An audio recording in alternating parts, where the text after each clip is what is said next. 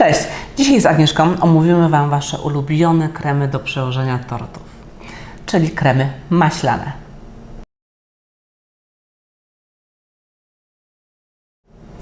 Wiem, że troszkę zaszalałam z tym ulubionym kremem maślanym, ale mam nadzieję, że po dzisiejszym odcinku się troszkę do nich przekonacie i nie przekreślicie ich taką czarną krechą.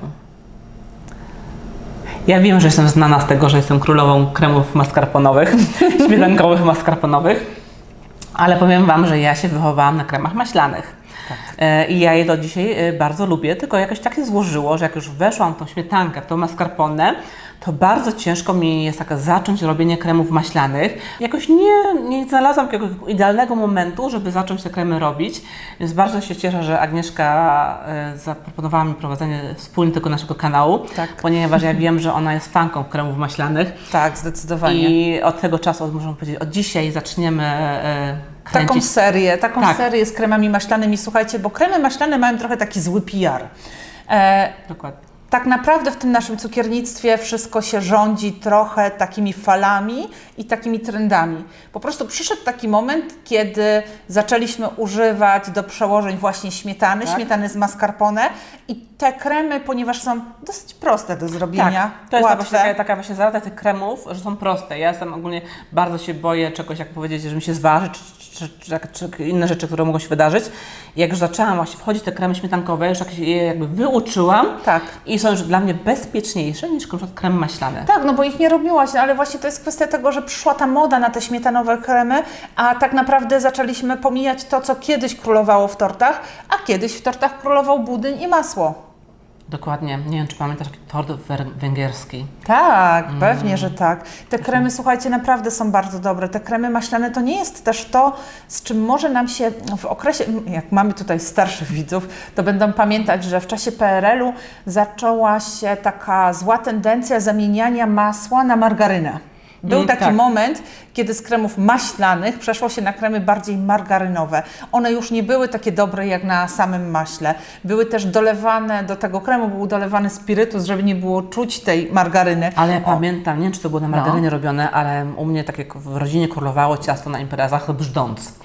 I brzdąc w oryginale chyba jest, jak patrzyłam w internetach, to jest krem śmietankowy z kakao i tam czasami, właśnie nie wiem, czy w internecie jest dodawana wódka, ale u mnie w rodzinie bardzo lubili właśnie wersję alkoholową i tylko robili wtedy krem maślany. Że nie dodawali do śmietanki, bo się często ważyło, jak się dawał alkohol, więc u mnie był brzdąc z kremem właśnie maślanym z odrobiną wódki. I powiem Wam, że nie miałam tych 18 lat i nie mogłam jeść, bo mi rodzice nie dawali, ale często się zdarzało, że zachodziłam do kuchni na tyły i właśnie wtedy miałam okazję spróbować tego kremu, tego ciasta, było po prostu przepyszne. Tak, dlatego nie obrażajcie się na kremy maślane. Ja wiem, one są cięższe niż śmietankowe i są trudniejsze? Nie wiem, czy są trudniejsze. Nie są trudniejsze. Ja robiłam krem Russell na przykład, czy ten czekoladowy, albo cytrynowy na bazie też właśnie takiego budyniu. I to nie jest ciężkie, tylko jakieś ale jakiego budyniu? Na bazie masła. A tam chyba się robiło budyń. A być może łączyłaś budyniowy z masłem. Coś takiego, to może być, że dawno robiłam ten krem, żeby przypomnieć, jak go robiłam. Ale mam dziwne jakieś wrażenie, że jego więcej czasu musiałam mieć na zrobienie tego kremu, utarcie tego masła.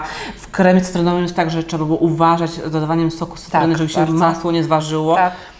Chociaż mi się to nigdy nie zdarzyło, ale zawsze jest taka obawa z tym kremem maślanym, więc miałam takie blokady w głowie, żeby tego kremu nie robić. Wiesz co, ja myślę, że też to troszeczkę z czego innego wynika. Wynika to też z tego, że dawniej, nawet bym zaryzykowała stwierdzenie 10 lat temu, robiło się to wszystko trochę inaczej. Jeszcze to była era przed mikserami planetarnymi, przed taką ilością sprzętu, która nam ułatwia pracę. Co oznaczało, że trzeba było się trochę narobić, bo jak robiliśmy wszystko mikserem ręcznym, nie było możliwości użycia miksera planetarnego, no to faktycznie trzeba było tam, na przykład tak jak przy kremie Russell, jaja ubijamy z cukrem, dosyć długo. Potem znowu ukręcić to masło. Zajmowało to faktycznie dużo więcej czasu niż taka śmietana z mascarpone. Natomiast teraz jak mamy te wszystkie sprzęty, to idzie bardzo, bardzo sprawnie i naprawdę na tych kremach maślanych można zrobić fajne rzeczy. Słuchajcie, ja się bardzo często spotykam z tym, ponieważ ja czasami na moich kursach pracuję właśnie nad przełożeniem z racji tego, że te kremy bardzo szybko zastygają i szybko można, na przykład po 2 godzinach od przełożenia tortu można już tynkować, to na szkoleniach bardzo często używamy takiego kremu maślanego i zdarza mi się wielokrotnie, że ktoś na tym szkoleniu będąc nawet nie chce spróbować tego kremu, bo krem maślany to nie, to na pewno jest ciężki, jest niedobry.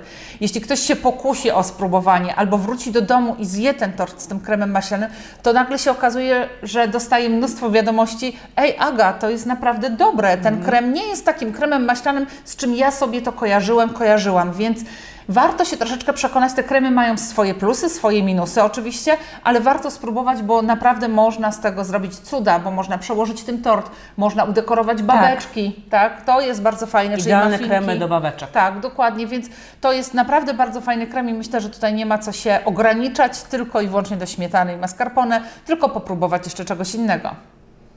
I tak tylko nadmienię, że miałam okazję próbować tego Twojego kremu czekoladowego, bo byłam na szkoleniach u Agnieszki i on naprawdę jest dobry. I też ostatnio, jak rozmawiałyśmy o kremach maślanych, pamiętasz, najsmaczniejsze kremy maślane, Tak. tu podlinkuję, to miałam okazję robić krem ten ganache czekoladowy swoim sposobem.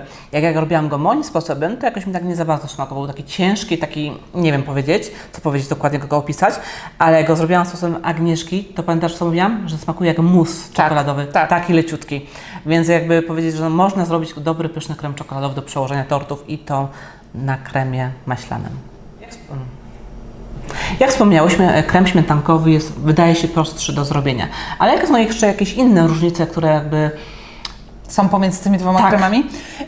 Słuchajcie, tak, po pierwsze krem śmietankowy to jest taki krem, który nie może na przykład zadziałać na zasadzie kremu awaryjnego, że jak coś Wam nie wyszło, szybko jesteście w stanie zrobić kolejny tort, dlatego że nie będzie miał stabilności. Te kremy wszystkie na bazie śmietany, czy śmietany z mascarpone, powinny po przełożeniu poleżeć przynajmniej 12 godzin przed tynkowaniem. To jest taki duży moim zdaniem minus tych kremów, że jednak one muszą swoje odstać. No oczywiście można próbować wcześniej wyciągnąć z rantu, ale to się nigdy nie kończy dobrze. Nie, to ja widzę różnicę, jak właśnie wyciągam, na przykład robię go wieczorem, przekładam, a wcześniej rano wyciągam z rantu, a na przykład odczekam sobie jeszcze tak do południa i już zupełnie inne te kremy mają inną stabilność. Tak, dlatego te kremy śmietankowe muszą swoje odstać. Natomiast kremy maślane mają tą przewagę nad śmietankowymi, że po przełożeniu tortu Wy jesteście w stanie w ciągu 1,5 do 2 godzin, tak, od momentu złożenia do momentu wyciągnięcia z lodówki, już możecie tynkować, więc to jest taki, ja to zawsze się śmieję, że to są takie kremy, które są fajne, awaryjne, jak o czymś zapomnimy, albo coś nam nie pójdzie. Zważy się krem śmietankowy. Zważy się krem śmietankowy, to na szybciutko można sobie zrobić taki krem maślany, bo on tak naprawdę potrzebuje tylko tej niskiej temperatury w lodówce po to, żeby masło zrobiło się twarde. Tak. I to jest taki bardzo duży, moim zdaniem, plus tego kremu, że można go przygotować tak na ostatni moment, tak, jak Wam czasu brakuje, a mało tego, można go też w drugą stronę przygotować dużo wcześniej w porównaniu do śmietankowych, bo przy kremach śmietankowych trzeba uważać z tym terminem. Często dostaję pytania, czy mogę zrobić krem śmietankowy, schować go do lodówki i za 2-3 godziny go sobie włożyć na biszkopt. I tutaj mówię zawsze nie. Tutaj kremy śmietankowe są mają taką konstrukcję, że musimy je zrobić tuż przed przełożeniem na biszkopt. Tak, natomiast kremy maślane możecie przygotować sobie nawet dzień wcześniej, spokojnie i sobie użyć tego na drugi dzień, przełożyć sobie spokojnie tort. Wystarczy go krem z lodówki wyciągnąć sobie do temperatury pokojowej na chwilę. No czasami to jest dłuższa chwila, czasami krótsza, ale potrzebuje 2-3 godzin, w zależności od tego, jaką mamy temperaturę. Tak, bo jeżeli na dworze jest upał, to w ciągu pół godziny. To w ciągu pół godziny ten krem zrobi się miękki po wyciągnięciu z lodówki. No to czasami niestety dłużej, ale wyciągniecie i możecie przełożyć, czyli możecie sobie tam też tą pracę rozłożyć w czasie. W jeden dzień przygotować sobie, upiec sobie biszkopty i zrobić sobie kremy, a na drugi dzień sobie już tylko zająć się przekładaniem. Tak, mam pytanie, bo ja tak nigdy sobie nie przechowałam tych kremów maślanych w lodówce. Czy po wyciągnięciu i ociepleniu ich, do temperatury pokojowej, ponownie je miksujesz, tak jak przy tynkach, tak? Tak, zdecydowanie tak. Wszystkie kremy maślane po tym, jak wyciągniemy z lodówki, jeśli zostawiłyśmy sobie to w misce, no to wyciągamy, one dochodzą, tylko to jest ważne.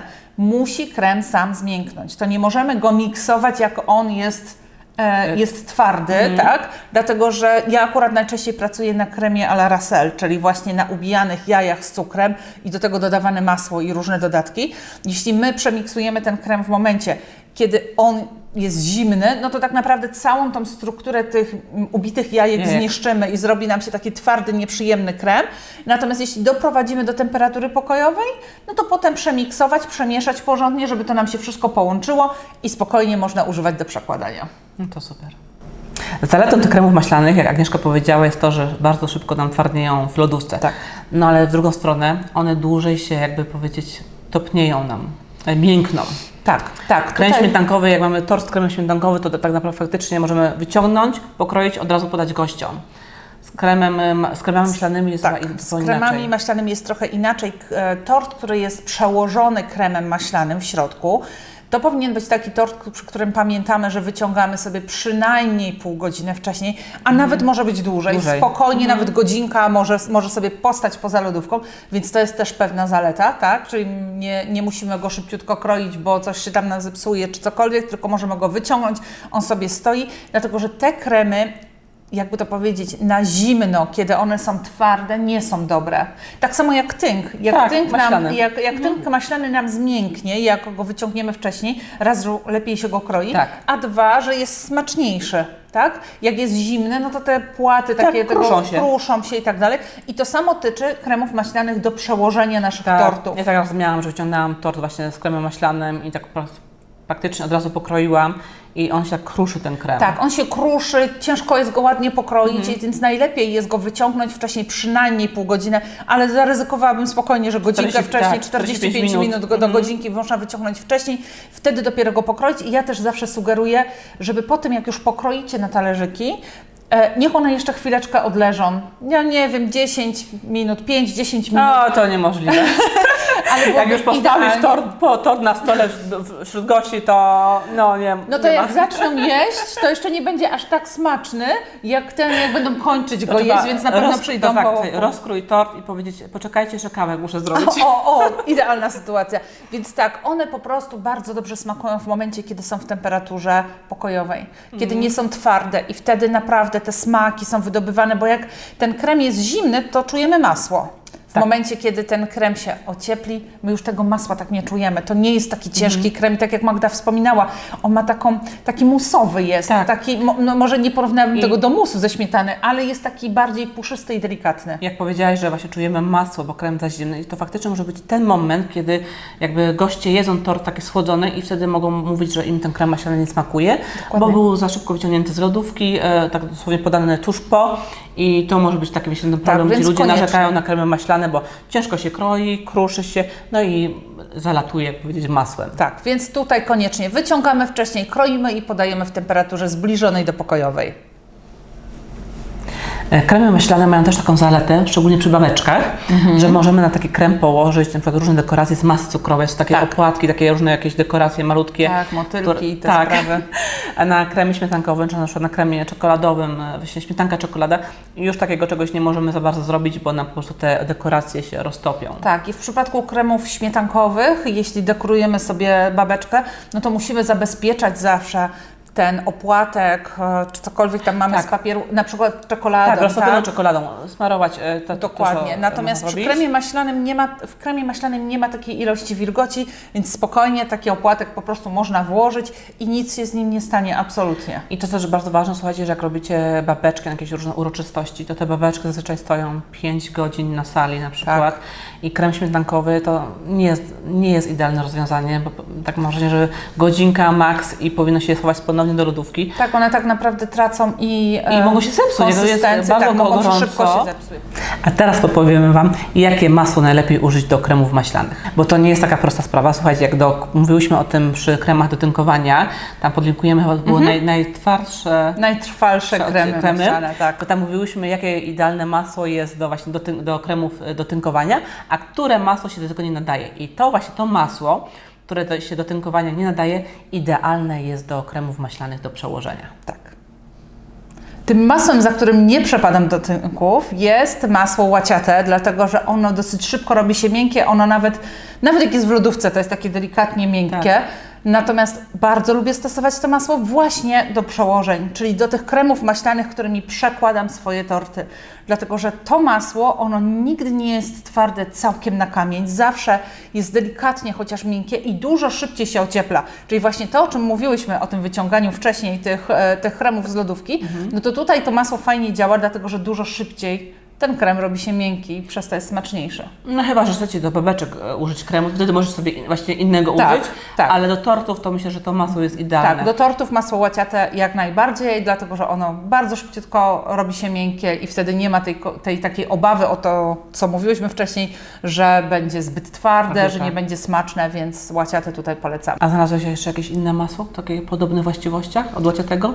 Szczerze powiedziawszy nie, ale raczej kręcę się wokół takich masełek, ciągle mniej więcej te same, więc z tych, których używam, to łaciate tylko takie jest. Reszta bardzo mocno twardnieje, więc ja z takich, jeszcze Wam podpowiem, ja na przykład takie masła, ale to bardziej jak robicie dla siebie, a nie na sprzedaż. Mówiłaś o tym, że jakiegoś Tak, ja smakuję. uwielbiam masła te fińskie, takie norweskie, nie wiem, Kerrygold Nie jest wiem. irlandzkie chyba. Nie Tak, wiem, czy irlandzkie, jakieś skandynawskie, one są naprawdę najlepsze i do tych tortów, gdzie przekładam kremem maślanym, jak macie taką możliwość, one są dużo droższe, dlatego też rzadko ich używam tak w produkcji w pracowni, natomiast tak jak dla siebie, to bardzo lubię ich używać, bo one są bardzo smaczne. A teraz Agnieszka mi powiedz, bo mówiliśmy o tym maśle, ale też to jak robimy krem Russell na jajkach, Tak. to tutaj w tym kremie podgrzewasz te jajka? Znaczy właśnie, Bo- ja mam taką łatwiejszą wersję robienia tego kremu, słuchajcie, bo w oryginalnej wersji jaja z cukrem tak. ubija się nad gotującą się moja wodą. mama tak robiła. I oczywiście ten sposób jest świetny. To też trochę powoduje, że te jajka delikatnie tam paruje z nich, ta masa robi się taka bardziej gęsta, ale ja mam taką wersję uproszczoną, w której nie trzeba tego robić, absolutnie. Ale nie mów może, pokażemy. Pokażemy. Tak. Nie będę mówiła Będą niebawem jak. przepisy na kremy Tak. maślane, to Agnieszka Wam pokaże, więc... Tak, natomiast jeśli robicie ten krem Russell w wersji oryginalnej i podgrzewacie te jaja, nie podnosimy aż do takiej temperatury, żeby zabić salmonellę. Natomiast my też w odcinku o jajach do biszkoptów wspominałyśmy właśnie o zagrożeniu salmonellą. Tutaj macie ten link do naszego odcinka. Rozmawiałyśmy tam o zagrożeniu salmonellą, o tym, z czym się to wiąże, jak się tego pozbyć. No i ja używam do tego kremu jaj naświetlanych bądź pasteryzowanych, bo nie wiem, czy wiecie, jaja naświetlane to są takie jaja, które są naświetlone promieniami UVC i w odcinku właśnie o jajach o tym mówimy, albo ewentualnie można używać tak zwanej masy jajecznej, inaczej jaj w płynie, gdzie mamy białko z żółtkiem wymieszane, już wybite ze skorupek i spasteryzowane i wtedy one są bezpieczne i również ich można używać. Teraz Agnieszka, przejdźmy do smaków, bo jak już mówiłam wcześniej, na samym początku, ja zrobiłam tylko krem czekoladowy, ale Ty jakie robisz kremy? Ja na kremach maślanych robię tylko takie smaki, takie cięższe. Nie robię kremów maślanych z owocami. Nie przepadam Czyli za malinowy owocami. na przykład? Nie. Dlaczego ja nie lubię? Dlatego, że po pierwsze masło jest specyficzne. Masło trochę zabija smak owoców. I nie do końca mi ten smak leży wtedy, masło i owoce. To jest pierwsza rzecz. Druga rzecz, wszystkie te kremy, które wykonywałam, które próbowałam wykonywać owocowe, one niestety się ważą. Znaczy, jest takie wrażenie, że ten krem nie jest taki jednolity, jeśli dodajemy na przykład pire owocowego. Tak, tam jest płyn niestety. Tak, jakby tam jest powiedzieć, niestety sok. woda. No i jak wiemy, woda z Z masłem, masłem. no nie bardzo się łączy. To nie jest tak, że ten krem nie jest smaczny, ale wizualnie, jak ja na niego patrzę, to mnie gdzieś tam trochę odrzuca, bo widzę, że on nie jest jednolity. Więc jeśli chodzi o kremy maślane, to robię na tych kremach takie smaki jak na przykład orzechowe, orzechy laskowe, włoskie, nerkowiec, cokolwiek. Kawowe, tak? Uwielbiam krem kawowy, jest świetny na tym. Wszystkie smaki czekoladowe, to są też smaki, które można na tym kremie zrobić i jest fantastyczny, dlatego ja polecam właśnie do takich smaków, takich cięższych, trudniejszych, a niekoniecznie owocowych, chociaż pewnie wśród naszych widzów znajdą się tacy, którzy lubią. Ja się nie poddaję, ja jeszcze cały czas gdzieś tam testuję i próbuję, ale jeszcze nie znalazłam takich proporcji, żeby smak był na tyle intensywny, żeby mi to smakowało, nie? ale z drugiej strony, żeby miał fajną konsystencję. Tylko powiedz mi, jak to łączyć, bo zawsze się robi tak, że jak robimy różne smaki, to staramy się trzymać jakby jednej bazy, czyli śmietankowej albo mascarpone. Jak przy maślanych, to drugi krem robimy maślany i tutaj czym przełamać czasami te smaki, że te czekoladowe to Zostaje nam tylko frużelina albo żelka? Nie do końca, dlatego że krem, jeśli w jednym torcie mamy krem maślany jako przełożenie, to śmiało jako drugie przełożenie możecie na przykład użyć kremu, który tak potocznie jest zwany muślinowym, czyli budyniowy z masłem. Czyli krem budyniowy, który łączymy z masłem, on jest wtedy trochę lżejszy od takiego typowego maślanego, ale wtedy na nim można zrobić Owocowe. Można zrobić owocowy jak najbardziej. A widzisz, bo ty mówiłaś o kremach maślanych, ja od razu połączyłam maślane i budyniowe, że o tych mówisz, a to trzeba... Tak, to trzeba rozgraniczyć. Budyń to jest... Co do zasady, ja u siebie w pracowni, w swojej pracy zawsze używałam 3 rodzajów kremów. Pierwsze wszystkie na bazie śmietany, drugie na bazie budyniu, trzecie na bazie masła. Ale są jeszcze takie łączenia, czyli właśnie na przykład budyń z masłem, to o czym mówiłyśmy, tak. czy śmietanę z budyniem. Też można połączyć śmietanę z budyniem i też uzyskamy całkiem fajny krem. Więc tutaj tych kombinacji jest bardzo, bardzo dużo, więc tutaj mamy dużo do opowiadania Wam, ale wracając do tych kremów maślanych, to w jednym torcie śmiało mogę mieć krem maślany i na przykład budyniowo-maślany albo budyniowy. No i na budyniu jak najbardziej można smaki owocowe sobie zrobić. I wtedy macie i czekoladę i na przykład malinę, nie ma problemu. W maślanych kremach bardzo dobrze sprawdzają się frużeliny. Tak? Czyli można sobie do kremu maślanego dać frużelinę. Ja sobie przypomniałam, bo właśnie jeszcze mówiłam, mam 2 te smaki, ale jeszcze mam brzoskwiniowy. I No, też na budyniowy właśnie, i jest tak. pyszny. I do niego właśnie dziewczyny się pytają, co dodać, ja zawsze proponuję właśnie frużelinę z brzoskwin. Dokładnie, więc tutaj można naprawdę kombinować, tylko mówię takie typowo maślane.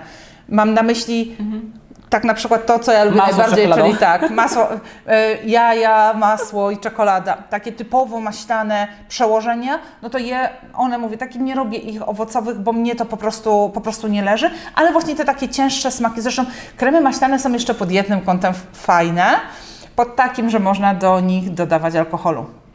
Oj tak. W przeciwieństwie do kremu śmietankowego tam nie przejdzie taka Tak. duża ilość. Tak, natomiast w kremie maślanym można dolać tego alkoholu, dlatego tak popularne są na przykład kremy maślane, czekolada z whisky, tak, to na pewno gdzieś się z tym spotkaliście, ale można dodawać różnego rodzaju inne alkohole, można dodawać likiery, można kombinować z tymi smakami i podbijać ten smak właśnie alkoholem, więc to jest ich taki bardzo duży plus, dlatego mówię, no można połączyć sobie właśnie taki krem na bazie masła z kremem na bazie budyniu, ale już w jednym torcie absolutnie nie połączyłabym kremu maślanego i śmietanowego, dlatego że krem maślany będzie dużo dłużej twardy i potrzebuje więcej czasu, żeby zmięknąć, a ten krem śmietankowy od razu jest do jedzenia. Ale wiesz co, ja tak zrobiłam. No i? W torcie dla baletnicy na moim blogu jest tak, na dole był krem właśnie maślany Russell, w środku dałam krem budyniowy, chyba to był cytrynowy, a do góry mus truskawkowy. No i? Szał.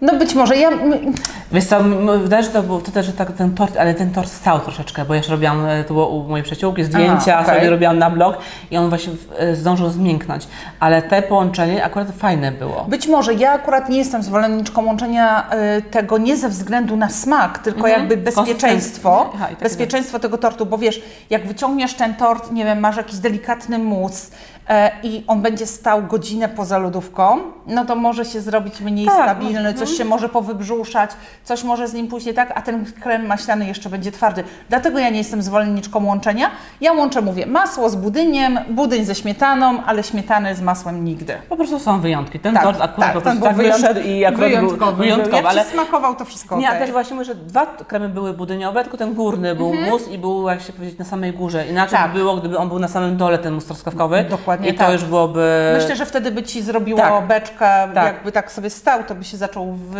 wybrzuszać.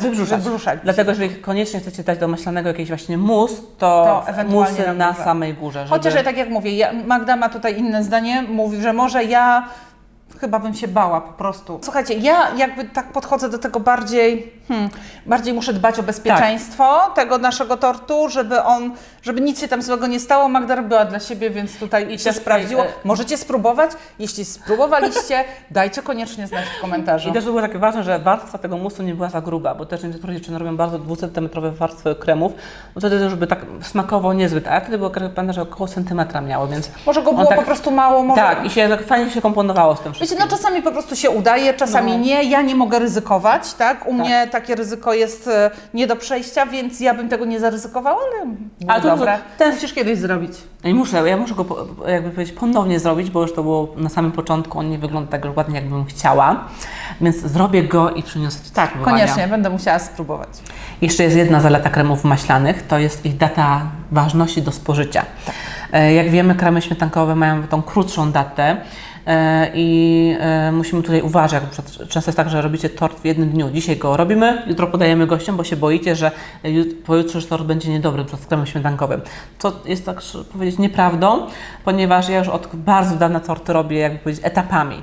W jednym dniu, w środę na przykład piekę biszkopt, w czwartek go sobie przekładam, w piątek tynkuję, a zależy, jak muszę w sobotę podać, to w piątek go tynkuję i dekoruję, a jak go podaję w niedzielę, to w sobotę jeszcze mam czas na dekorację tego tortu, więc takie dzień po dniu i w niedzielę ten tort jest naprawdę pyszny, bo tak tutaj właśnie te smaki się łączą. Tak, bo tort na tym polega, że to, co robimy, te przełożenia to się wszystko musi przegryźć tak naprawdę, tak? Więc to jest fajne. Natomiast przy kremach maślanych... Można ten jakby czas wydłużyć troszeczkę, Tak. ale nie dziewczyny, nie 2 tygodnie dłużej, że on może taki tort 2 tygodnie nam postać w lodówce, tylko tak mówimy tutaj góra 2-3 dni. 2-3 dni To dłużej. takie bezpieczna jakby opcja. Słuchajcie, generalnie bardzo dużo zależy od tego, z czego jest ten krem maślany zrobiony, bo jeśli przełożenie, ten krem maślany jest zrobiony z masła i cukru pudru, będzie miał mega długi termin przydatności do spożycia. Nie podam Wam jaki, bo dokładnie tego nie wiem. Jeśli będziecie mieć krem na jajkach Rasel, to będzie trochę krótszy, chociaż wiele osób się martwi o te jajka, że one się zepsują, ale tak naprawdę jaja są ubijane razem z cukrem, przez co cukier jest jednym z najsilniejszych konserwantów, więc nie pozwoli tym jajom tak po prostu się zepsuć. W tych kremach maślanych, uwierzcie mi, à la Rasel, szybciej zepsuje się masło niż jajka tak naprawdę. Ale jakby wiadomo, że będzie ten krem na jajach będzie miał krótszy termin przydatności do spożycia niż właśnie American Buttercream, czyli masło z cukrem pudrem. Jeśli macie masło tylko z czekoladą na przykład, tak, to ten termin też będzie dłuższy.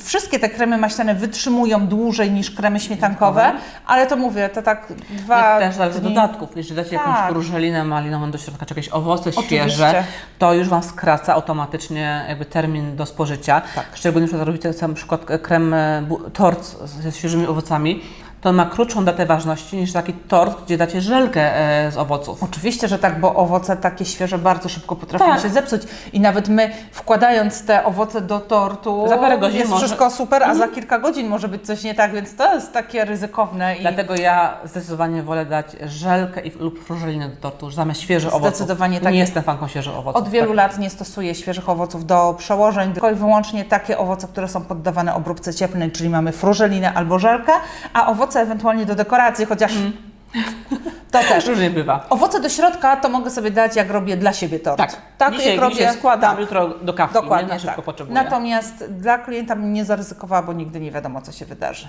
Dlatego z tym terminem ważności nie przesadzajcie, bo ja wiem od moich obserwatorek, że bardzo często pytacie, jak długo taki tort może powstać, że wtorek chcę go złożyć, a potrzebuję go na niedzielę. I to jest naprawdę ciężko mi wtedy odpowiedzieć. Nawet nie pytam, czego będzie ten tort, bo po prostu wymagacie od nas konkretnej odpowiedzi. Czy dzisiaj jak zrobię, to będzie dobre w niedzielę? Ja nie wiem, nie jestem w stanie Wam tego powiedzieć. Wiesz co, jest jeszcze jedna kwestia, to jest tak wiele zmiennych, bo na przykład jeśli tort będziemy przechowywać w lodówce, w której temperatura jest 4 stopnie i ta lodówka cały czas jest zamknięta, nikt do niej nie zagląda, to ten termin będzie dłuższy, dlatego że jest cały czas w warunkach chłodniczych. A jak macie tort w lodówce, do której co chwilę ktoś sięga, a to po kiełbasę, a to po masło, a to po coś tam i w tej lodówce nie ma tej temperatury, ona ciągle się podnosi, spada, no to ryzyko, że coś się zepsuje jest dużo większe. My też nie możemy Wam odpowiadać dokładnie, dlatego że generalnie terminy przydatności do spożycia różnych rzeczy określa się badaniami. I wtedy musimy mieć konkretną recepturę, konkretne składniki, ale wystarczy, że wymienicie któryś składnik na inny i już możecie coś wydarzyć, bo na przykład masło będzie inne, albo jaja będą nie całkiem świeże, tylko na przykład tygodniowe.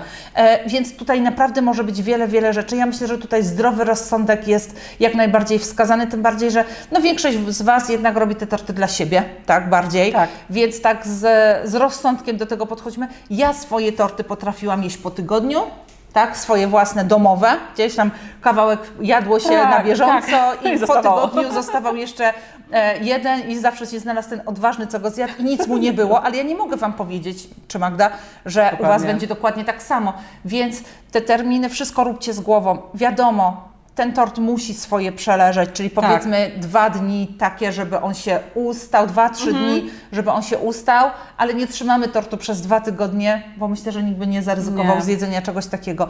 Więc do wszystkiego trzeba podchodzić z głową. My nie damy Wam konkretnej odpowiedzi, bo to byłoby z naszej strony po prostu nieodpowiedzialne. Jeżeli zastanawiacie się, w jakiej kolejności robić te torty, w jakich etapach, to na moim blogu w przepisach na torty, na samej górze, dokładnie pod opisem, mam taki rozpisany dzień po dniu. O. Co robię? Kiedy piekę biszkopt, kiedy przygotowuję frużelinę i tam właśnie to tak pomaga, bo ja pamiętam, że na początku robiłam tort, to robiłam dzisiaj na jutro. I to było po prostu cały dzień w kuchni, nerwy, zmęczona, na drugi dzień po prostu leciałam zmęczona i nie czułam smaku tego tortu. Dopiero się później przekonałam, jak zaczęłam robić torty wcześniej, przekładać, że one lepiej smakują. Tak, muszą się przegryźć. I to już wszystko na dziś. Mamy nadzieję, że po dzisiejszym odcinku bardziej lub chociaż troszeczkę polubicie kremy maślane, albo się przekonacie, żeby spróbować zacząć je robić. Ja muszę. No, niestety ja nie mogę jakby powiedzieć, że spróbuję. Musisz, dam Ci przepisy, zaraz będziemy robić dla Was Tak. przepisy na kremy maślane, będziemy robić różne warianty smakowe, więc mam nadzieję, że się przekonacie i spróbujecie. Naprawdę warto. Tak, Agnieszka mi właśnie przekazała swoje przepisy, będę mogła je testować dla Was i niebawem pojawią się już pierwsze, jakby powiedzieć, efekty tych testów. Tym słodkim i miłym akcentem Was żegnamy. Do zobaczenia. Pa!